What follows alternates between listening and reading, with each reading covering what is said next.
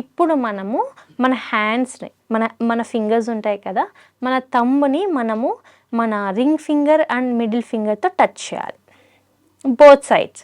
ఇప్పుడు little ring finger and middle finger ఇలా, మిగతా మనకి మన little finger and index finger అనేది ఓపెన్లో ఉండాలన్నమాట. సో దీన్ని ఆపాన ముద్ర అని అంటారు. సో ఈ ముద్ర డైలీ 10 నుంచి 15 మినిట్స్ వరకు మనం ప్రాక్టీస్ చేయడం వలన మనకు gastric, acidity, bloating, indigestion problem బాగా తగ్గుతాయి.